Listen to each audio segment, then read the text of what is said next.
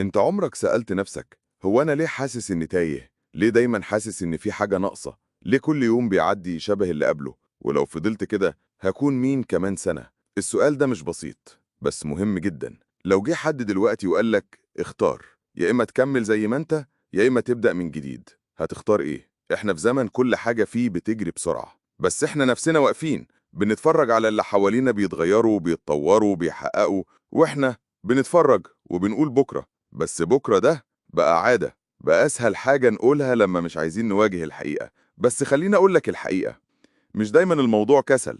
أحيانا إحنا بس مش عارفين نبدأ منين.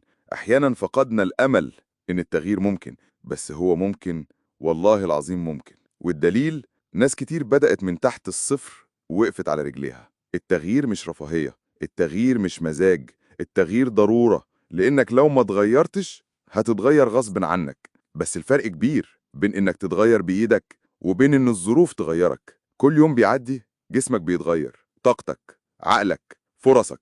فهل هتسيب الوقت ياخدك ولا هتمسك زمام حياتك وتقول أنا اللي هقرر أكون مين؟ بص حواليك، كم حد ندم إنه ما بدأش بدري؟ كم واحدة قالت ضيعت عمري على ناس ما استهلوش؟ كم شاب كان عنده حلم ودفنه علشان خايف؟ بس أنت لأ، أنت هنا دلوقتي وبتسمعني، يعني لسه فيك الروح، لسه فيك نار التغيير. طيب نبدأ منين؟ هقولك خطوات بسيطة بس فعلية. أول حاجة، اعرف أنت فين دلوقتي بمنتهى الصراحة. اقعد مع نفسك واكتب حياتك ماشية ازاي. بتصحى امتى؟ بتاكل ازاي؟ بتقضي وقتك في ايه؟ الصراحة أول خطوة. تاني حاجة، اكتب نفسك تبقى ازاي، نفسك توصل لإيه. ما تقوليش نفسي أكون ناجح، لأ، حدد. عايز أخس 10 كيلو، عايز أتعلم إنجليزي كويس، عايز أفتح بيزنس صغير، عايز أبطل عادة سيئة. واضح؟ بسيط ومحدد. تالت حاجة، ابدأ بخطوة صغيرة جدا. قوم دلوقتي، اشرب كوباية مية، اقفل الفيديو وافتح النوتة واكتب أول خطوة. رابع حاجة، ابعد عن الناس اللي بتحبطك، اللي دايما بيقولوا ما انت جربت قبل كده وفشلت. قول لهم بكل احترام شكرا، أنا لسه ما بدأتش. خامس حاجة، سجل كل تقدم بتعمله حتى لو حاجة بسيطة جدا. كل خطوة بتاخدها هي طوبة في طريقك الجديد، وكل مرة تقع فيها هي فرصة تتعلم. عارف الفرق بين اللي نجح واللي لسه واقف؟ اللي نجح وقع 10 مرات بس قام 11، اللي واقف وقع مرة واستسلم. اوعى تبقى من اللي استسلموا.